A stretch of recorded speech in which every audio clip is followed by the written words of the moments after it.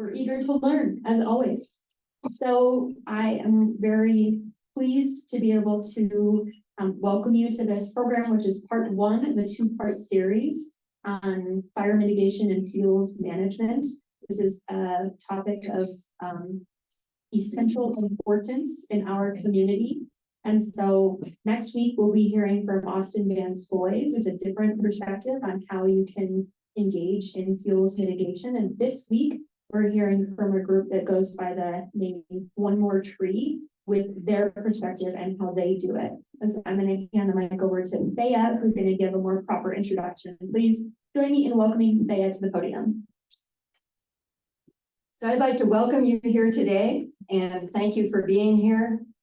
And also very particularly to thank the people who are here on Zoom. Lacey, do you know how many are here? We've got 11 people on Zoom. Welcome to the 11 people from some other part of the world. And before we begin the presentation, I would like to welcome our resource people. I'll do introductions in a minute. But our resource people are important people who have been actively pursuing the goal of forest health and fire safety for years. And this year particularly, we acknowledge that fire safety is an important topic for all of us.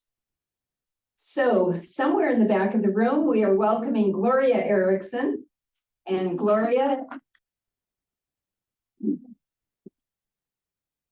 many of you already know her. She's with Dovetail Partners, and Dovetail is contracted by St. Louis County to coordinate and implement their FireWise program. As the FireWise coordinator, Gloria can provide for you one-on-one FireWise evaluations on your property. She's also available to do a neighborhood FireWise best practice demonstration in your area. And Gloria is our go-to gal for anything FireWise. Thank you for being here today. And our another resource person is Victoria Yari. And Victoria is with the DNR. She's a private and cooperative forest management forester. It's really a mouthful. Victoria runs the private forest management program, which includes also doing site visits. And she is a person who knows about funding opportunities. And we thank you, Victoria, for being with us today. I'd like to know if there are any tree and brush removal contractors in the room. Any contractors?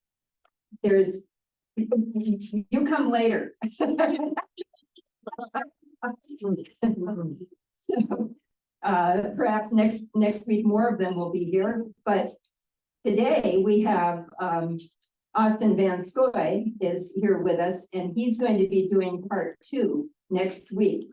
And he's going to be presenting his session packed with much more detail about a contractor's mechanical approach to fuels reduction, chipping, and mulching. He will share with you methods and benefits to best suit your goals. Austin is also a certified arborist and a tree professional, so you'll get to hear from him next week. Thank you, Austin, for being here today. So today our presentation is about 20 minutes long. It's fast-paced and it's focused. And so we would ask, please, that you hold your questions for the Q&A at the end. And we're pretty sure you'll have plenty of questions. So jot them down and be ready to ask.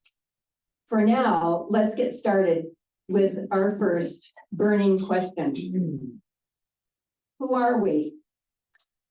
We are a group of friends committed to helping each other improve the fire safety and forest health of our properties. So I'd like to introduce myself. I'm Thea, and we have over here Kansi and Roger.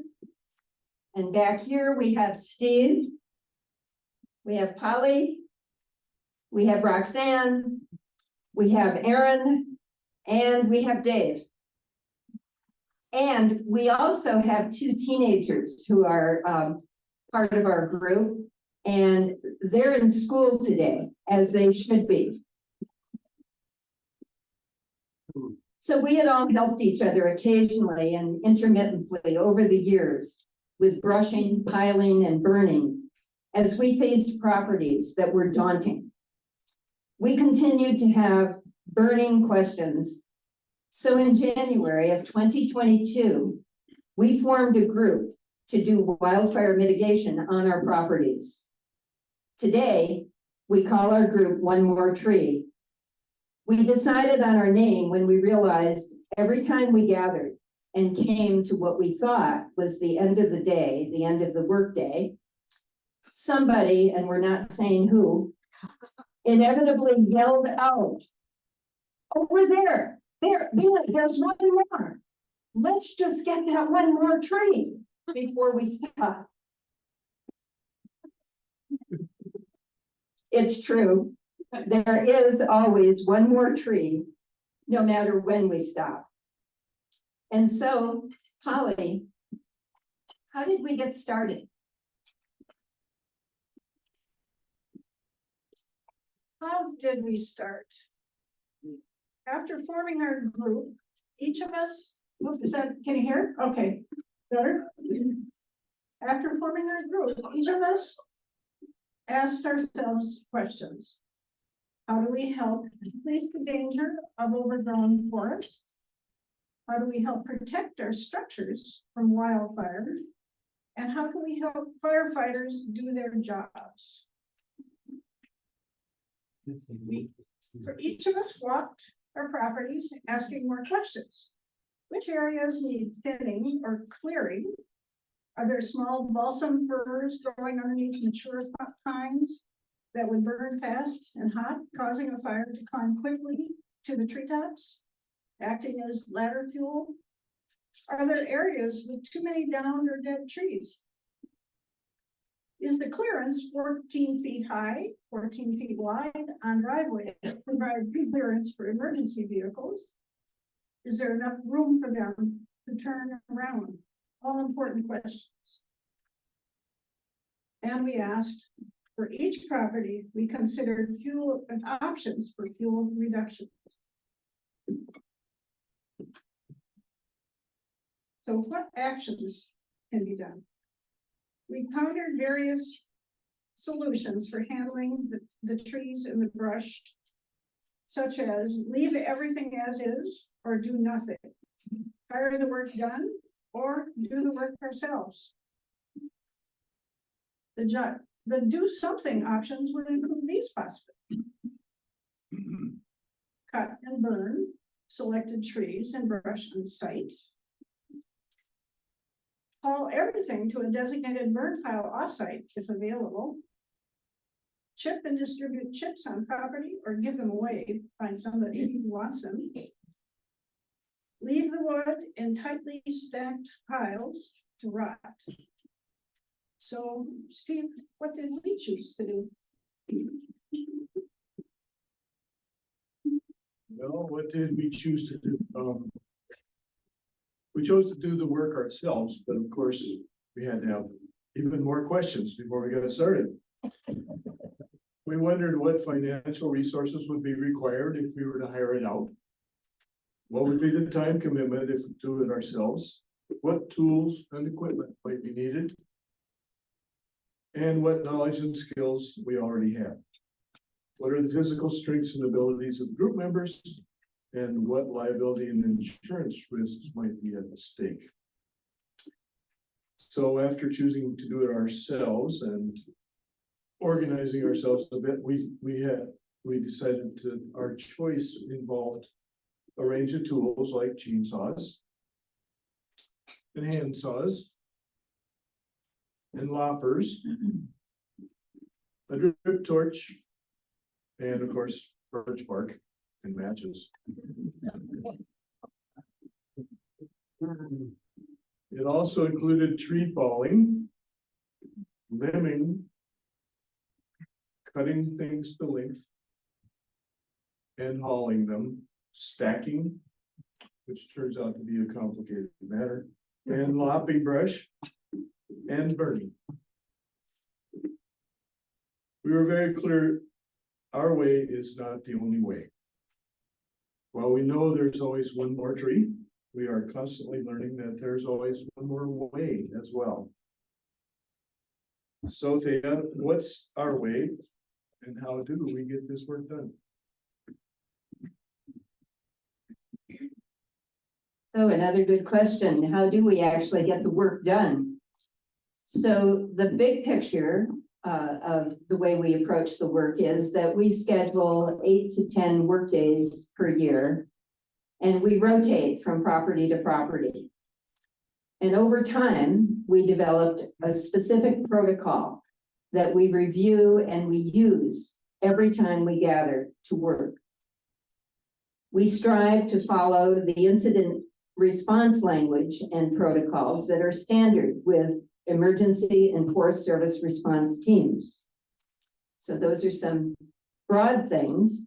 And then when we take a look at a block of forest that needs treatment or needs work, we generally deal with the trees and the brush following the Forest Service silvicultural prescription. That's a big mouthful too. The Forest Service silvicultural prescription. It's a 3-part process. And the first is to remove dead and down trees and slash.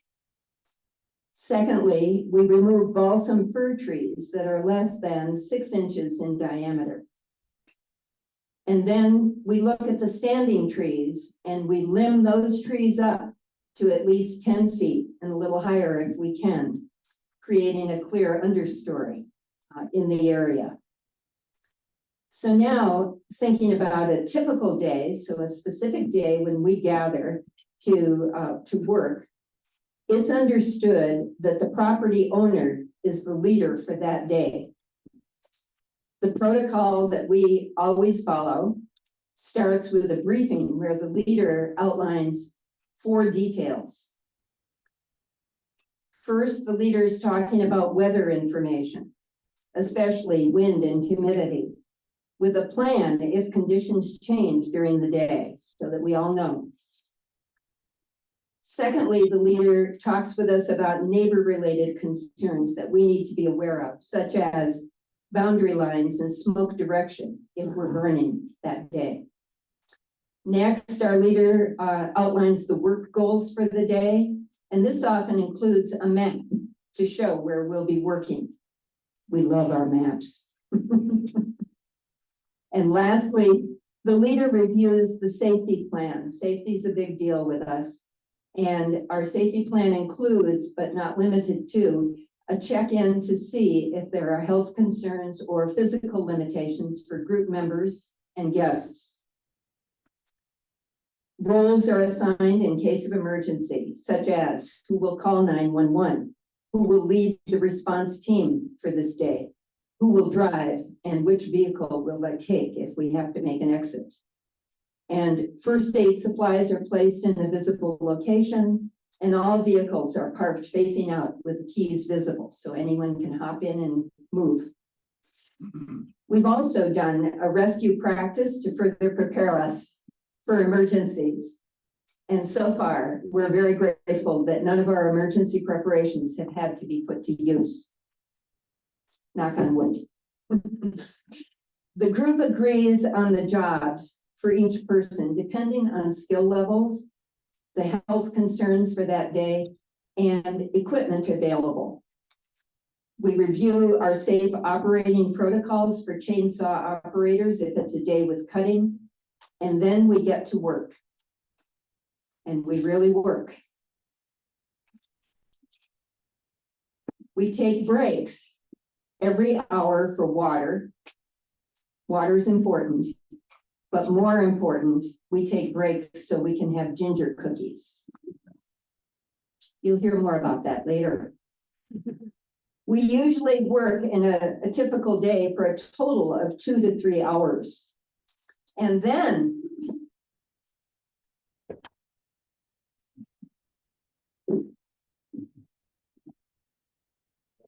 we ring the bell for food. It's time to eat.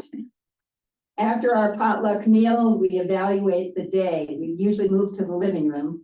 And we evaluate the day using 6 after action review questions. And we use the same questions every time. First, what were our goals for today? And we remind ourselves of what was it that we planned to do.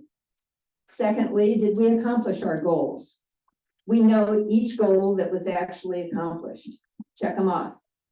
And what worked well? This helps us to reinforce our skill building and our teamwork. Fourth question, what did not work so well? And it's important for us to speak about the errors that might have been made and understand what actually happened and why. And from that, what did we learn? And this is where we really grow as a group. Our last question is, what will we do differently in the future? Thinking about this enables us to turn learning into action and to improve as we go. Our group agrees that the after action review is almost as important as the work itself. Before we leave for the day, we schedule our next work day so we know where we're going and when. And then we hang out. We often hang out, and sometimes we go on talking and talking and talking until dark. So after all of this planning and implementation and after action review, what is it that we have learned? Well, we've learned about 100,000 things, it feels like. And what we'd like to share with you today, number one, we've learned that 8 to 10 people prove that many hands make light work, just like my mother said. We have learned to value different working styles and comfort levels with the work. We've learned to remember to respect our neighbors and to respond to their concerns in a timely way.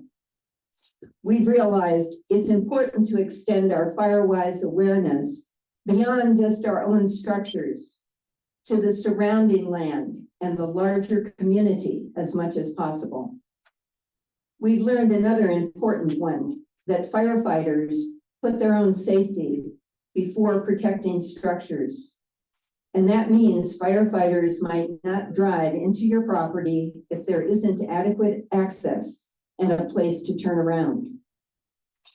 We've also learned that while our fuel mitigation can increase overall safety on our properties, it's not just about us. Our efforts are making our neighbors safer too. As a community, we can all work on helping create safety for each other. Lastly, we've learned responsible forest stewardship does not necessarily require lots of money. It does take time. It takes a good plan. And just possibly, it takes a group of friends willing to help. At first, we thought this was just about fuels reduction, but increasingly, it's been about laughter, working side by side, as well as the enjoyment of 3 generations working together. And we have worked very hard together. Steve, how about if you tell us more? What have we accomplished? Well, one thing about working with 8 or 10 other people is you see the results right away. And working by yourself, that's not always true. It seems overwhelming. So I think that's worth underlining it. You can see the progress, but how do you measure it? We accomplished a lot. And as a small group, we have an 80-year-old, 5 70-year-olds, 2 40-somethings, and 2 teenagers. So we've got a high range of skills and experience. We worked on 4 different properties, and we've mitigated fuel on over 15 acres of land. We've reduced wildfire risk in nearby properties as well. We've calculated that we've removed about 20 tons of timber and brush as a group. And in between meetups, some of us individuals work alone on our properties, and that may have as much as doubled it, maybe 40 tons. And we've looked at it, and it doesn't seem impossible that it adds up to that. We've eaten at least 4,697 ginger cookies. I mean, you gotta have fuel to remove fuel. We are changing the structure of our forests and we're becoming better land stewards. And I think that's it. We started out thinking about fire, but we think more and more about the health of the forest. We've increased the forest resiliency while we reduce the wildfire risk. We've decreased the risk for crown fires that climb quickly into the top of trees. And we've created openings for light that support pine seedlings that can sprout from the ground. We've ensured that wildlife has a better home. And as a bonus, our forests are more aesthetically pleasing to look at. We're building relationships, community trust in each other, and deeper friendships while gaining more understanding of the land itself. Here's one of my little stories that I was encouraged to share. I realized that cooperation was really the key.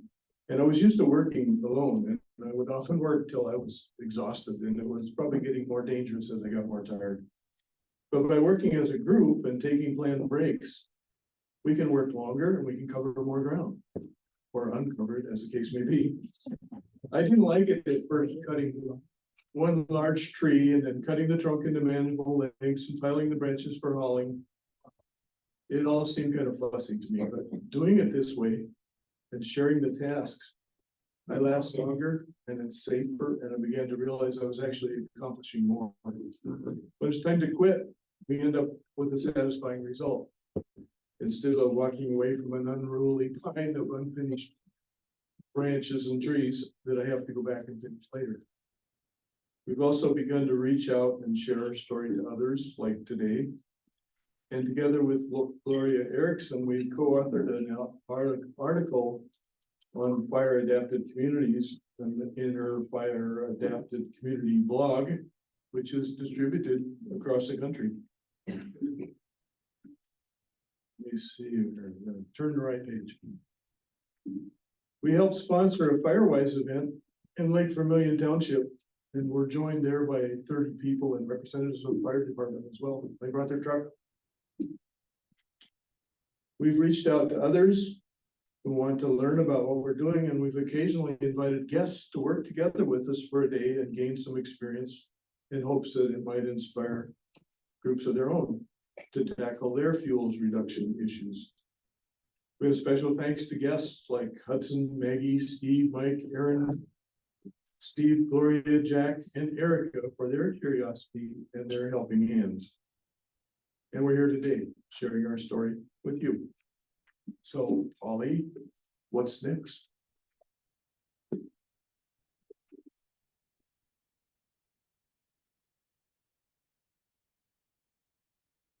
What's next? So, using our group's approach as an example, we've shared with you today one response to this daunting task. When you go home and stand at the edge of your woods, you might ask, where in the world do I even begin with this mess, and how do I figure it out? That's how we felt. To give you more ideas, here are some examples of what others have done. Beth, a single 75-year-old woman on Lake Ojibwe, requested an evaluation from the DNR and promptly received a written report. She looked at the work needed and her budget, applied for a funding opportunity, then hired a contractor to work over the next 3 years to clean up her property. A couple from our group inspired their resort owner neighbor to hire teenagers to work with him side by side to thin his woods. This resulted in neatly stacked piles of firewood for next summer's resort campfire, as well as reduced wildfire danger for himself and for his neighborhood. Years ago, when Steve and I had a place on Lake Vermilion, we teamed up with our next door neighbors, went to work with saws, laid out the wood with butt end out ready for the chippers, ran the chipper, and completed enough fuels mitigation work in a weekend to last 3 years. So as you think about your property and structures, here are some ideas and questions to get you started. Reflect and list questions that will help you establish your goals. What do I want for my property and for my safety? What would be needed for this to accomplish this? What resources do I have available? You could have your property evaluated, talk to experts before taking your next step. If you decide to move forward, consider your needs. You may want to form a group like we did, or hire the work out, or do it by yourself, or a combination of these. It is possible to handle this work, to make steady progress, and to get it done. So thank you from all of us.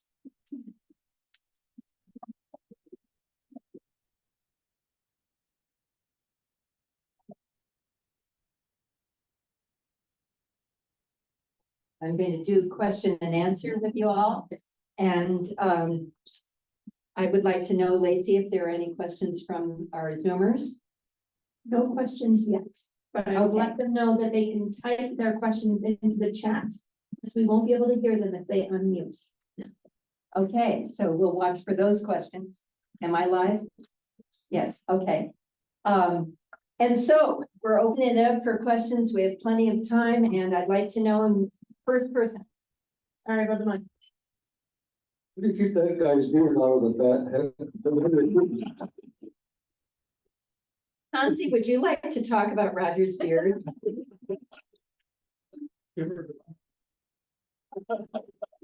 It's a very nice beard. He takes good care of it. He takes good care when we're burning, as do all of us.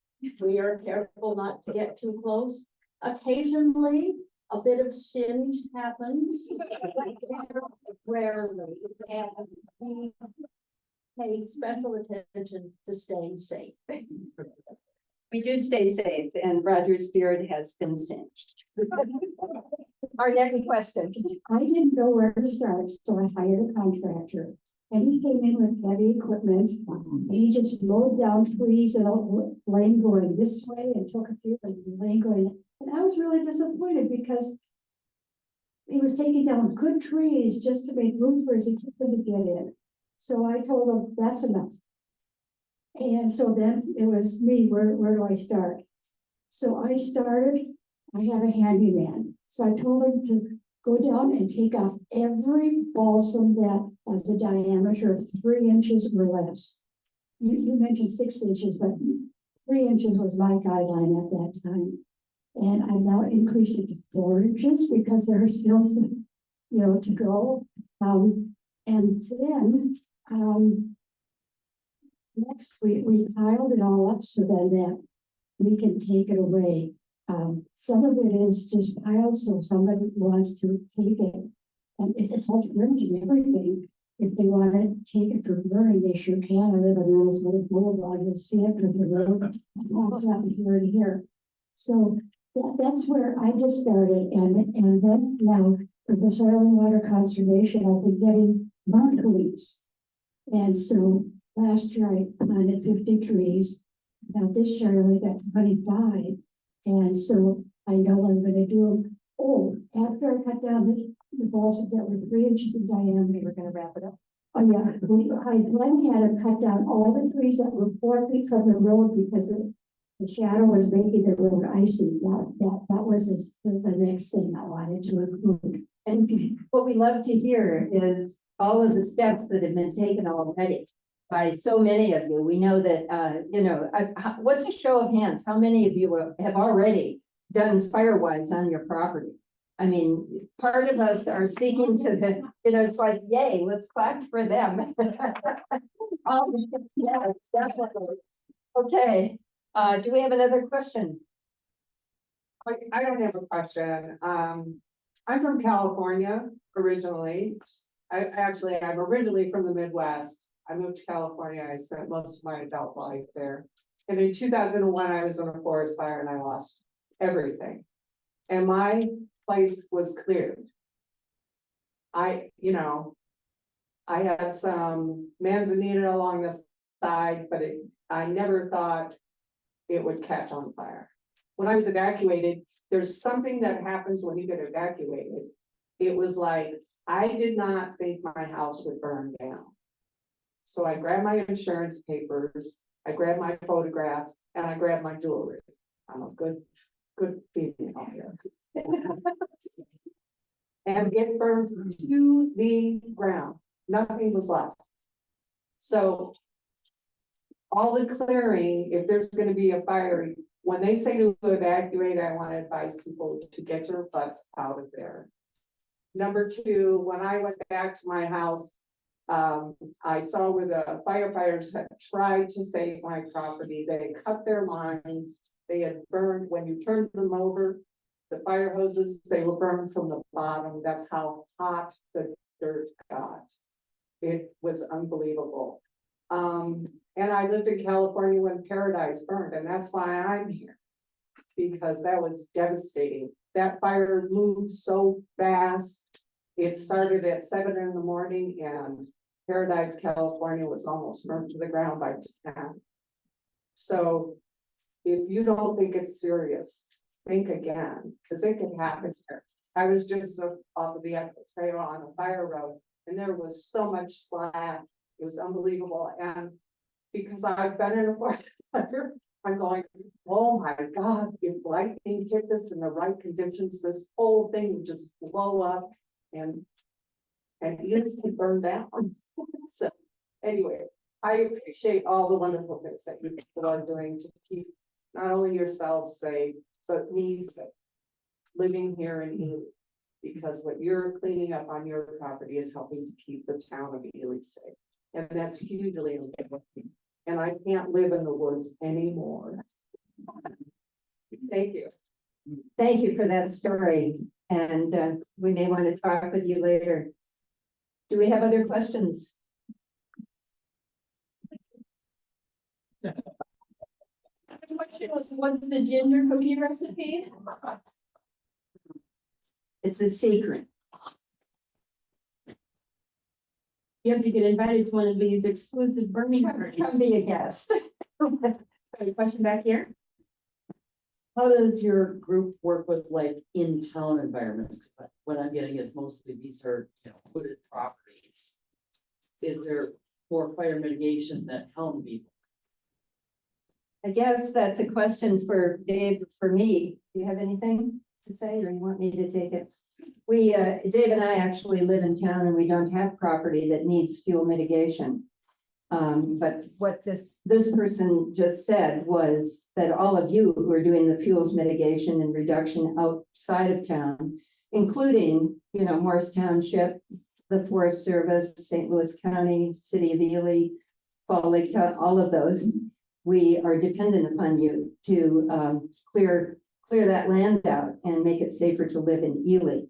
Specifically to your question, if one of my buddies here has an answer, I'll let you go with it. But specific to the question, I would say that some of the things you need to do, it might be Gloria saying, would you get back to Gloria, please? Because she has the answer. It has to do with getting the gutters cleaned on your houses, making sure that you don't have it. If you have a wood stove, that there's no wood piled anywhere near your house, that your woodshed is far away, some number of feet. And Gloria, what else? Thea, you're right on. And this is something in urban areas, a lot of people, again, don't think they have an issue, but there are things that you can do, and a big part of that is also what we call home hardening, things that you can do on your structures themselves. So Thea did hit on the biggest one, the pine needles, the wood pile next to the house. And if you want, I'm not gonna totally go into a fire west, but I can come by and talk to you about it. But look on the firewise.org. And then even what you have in your hand there, that's a great brochure. There's a section on it on home hardening, landscaping type of thing. It really has a lot to do with how your house is built and how you're keeping it up. Because again, the biggest thing, it's not the wall of fire that's going to take your house out, it's going to be the embers. It's gonna be the embers that are coming off of a wildfire that can travel anywhere from 1 to 2 miles. And so those embers are just looking for nice dry spots. And so the key thing when you're looking at your structure themselves, you want to make sure that there's nothing that ember can land in, smolder, and start the house on fire. So those are just a couple of things. We do have a website called Minnesota Arrowhead Fire Adapted Communities.org. It is a one-stop shop for fire. There's brochures there, there's activities that are going on around the Arrowhead region to help landowners, there's grant funding, all that kind of thing. So that's kind of a one-stop shop. And I'm gonna do a shameless plug here. June 15th, save the date, it's a Saturday. We're gonna have an all-day landowner empowerment of what you can do around your homes. And it's gonna be at Minnesota North Vermillion Community College. Those group will be talking. Austin will be there to give some demonstrations. I hope we still have to figure that one out. There's mulcher and chipper, but there's also going to be University of Minnesota. Anna Stockman is going to be there to talk about planting, different types of planting. And we're going to talk about history of fire in the area, because that's another thing you want to talk about. Fire is not something to be scared about. Our forests need it up here. And so we need to talk about that too, because we need that for our restoration of our forest here too. So again, being with Greg, the holiday event, please come. We're going to have a save the date and registration soon. So look at what's up Ely and all the other different social medias. So thanks. Something I really love, I just totally love, is how enthusiastic Gloria Erickson is about fire and Firewise. Thank you, Gloria. Do we have another question? We'll give the mic to Mr. Brodigan. I ran a log building program and logging for 45 years. The best groups I ever worked with were the youth conservation corps back in the 70s from the Forest Service, and then later with the DNR, and later on their own. We had them for some balsam reduction projects on our property at Sand Lake as well. I've never worked with such a safe group. Everybody knew where everybody was in the woods at every moment. Nobody did anything on their own without telling somebody else or indicating by signs, whatever.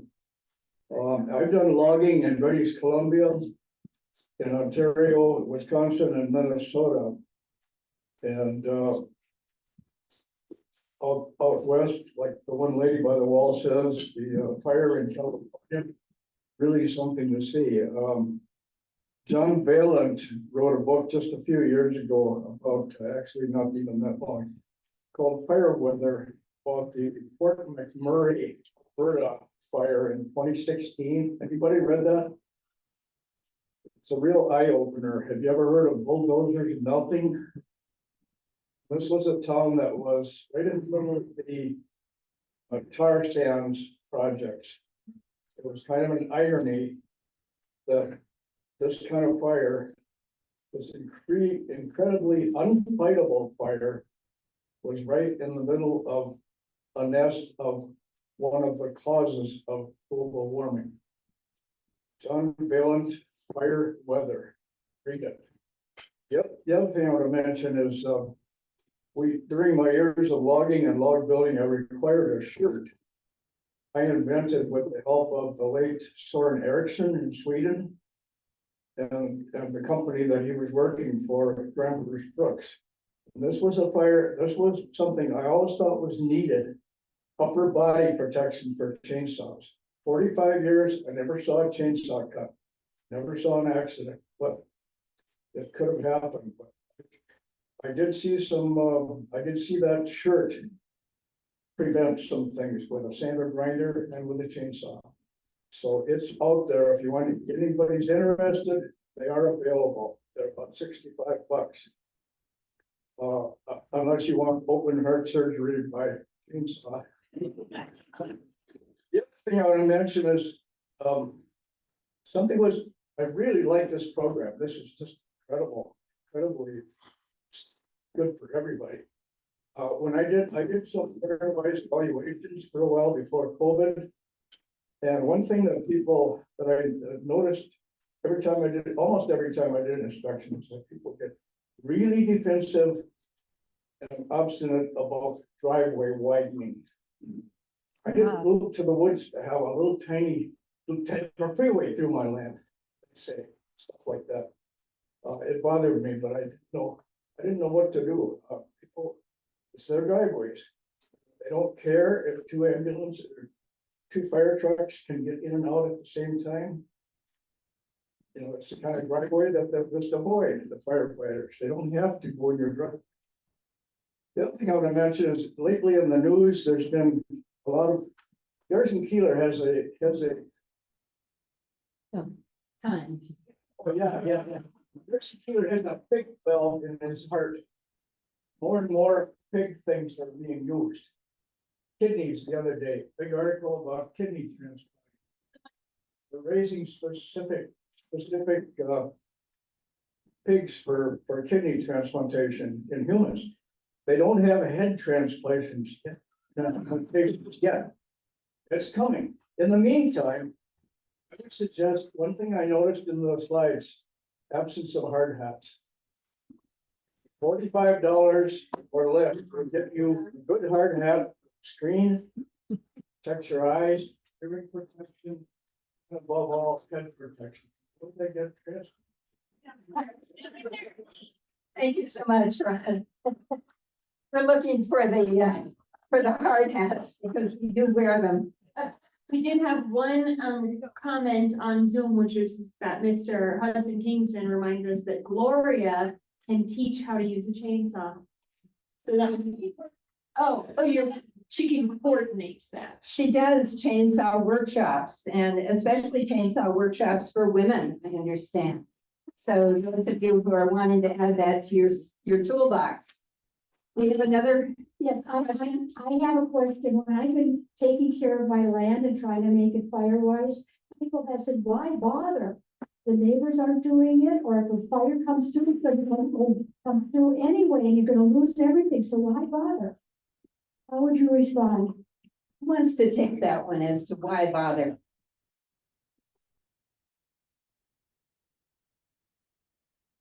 Dave is gonna take it. One thing I would say is that why bother voting, you know? There are a number of things we do as communities, depend on all of us.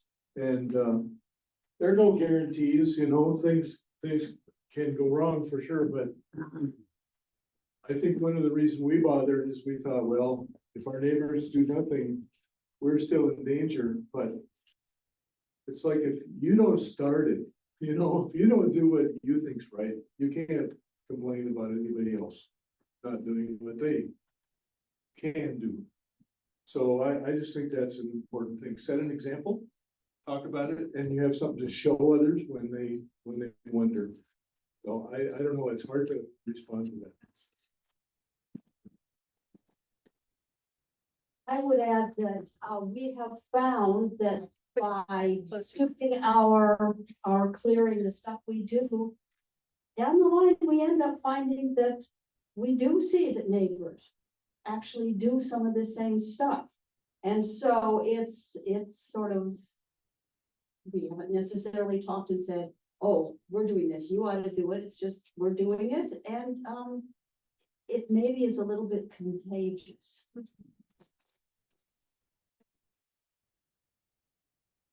In the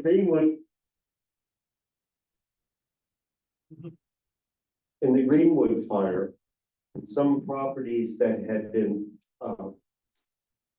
fire-wise protected did not burn, even though adjacent houses and properties did burn.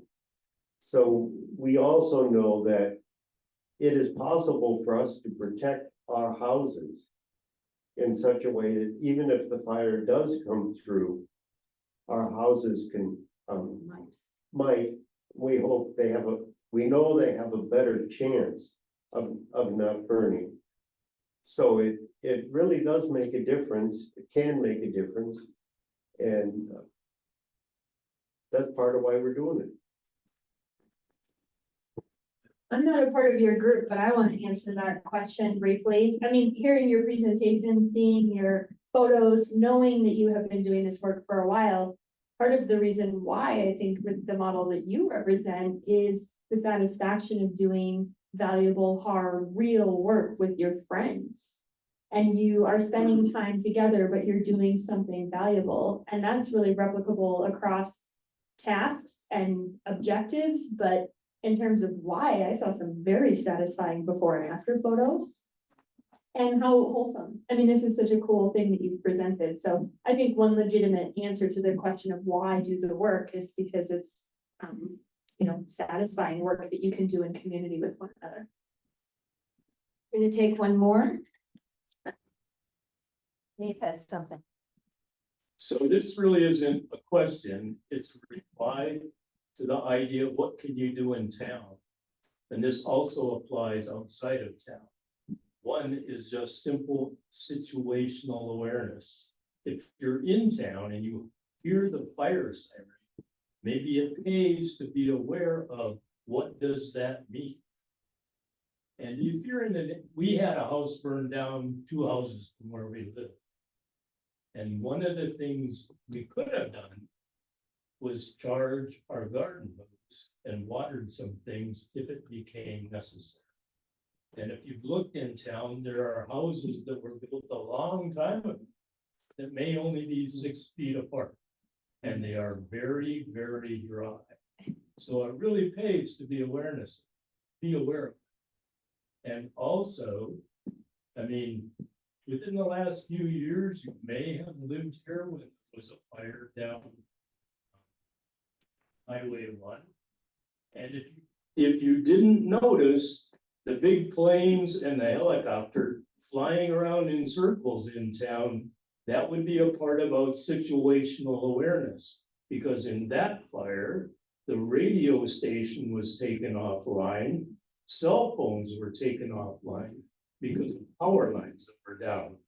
And when they evacuated people, they had to go door to door. So that's a simple awareness. Why are these planes zooming around town? And that actually happened earlier last year, or was it? Yeah, last year,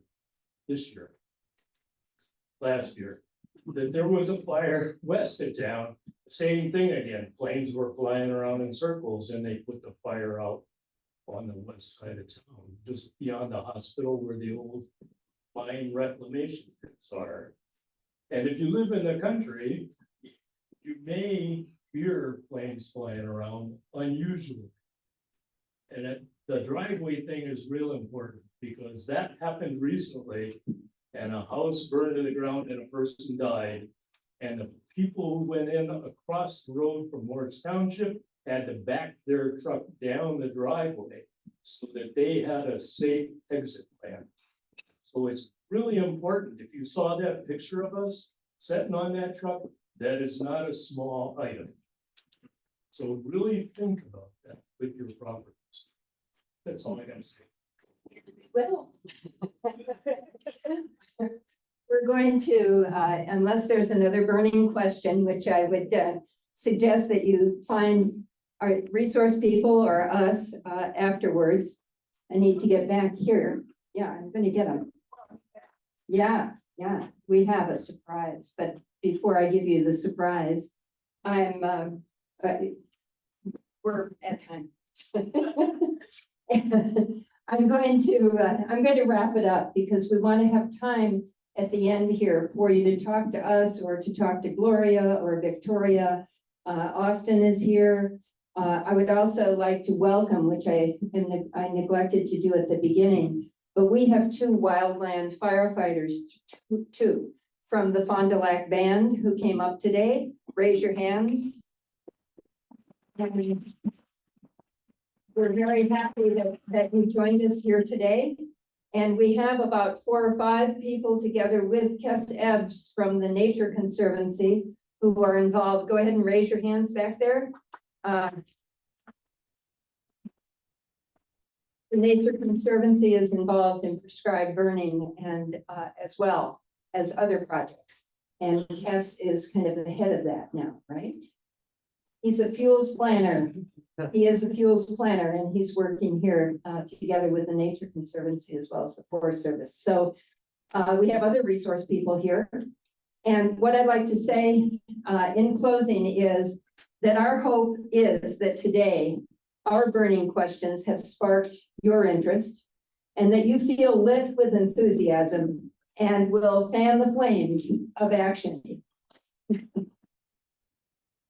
Be sure to stop and chat with Gloria and Victoria and the others as you leave. And don't forget, next week is part 2 with Austin, and he will share fuels reduction methods and benefits to best suit your goals.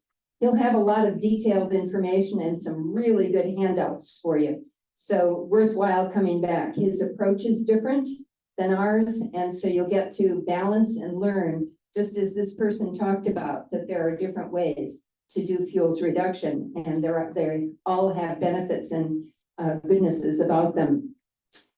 And now, in the tradition of one more tree, there's just one more thing. We don't have the recipe, but we have the ginger cookies. And there are tons of them, as in, you know, hundreds. And so they're out on the back tables and they're up here. If you come up front, grab a handful, they're worth it. Thank you for being here.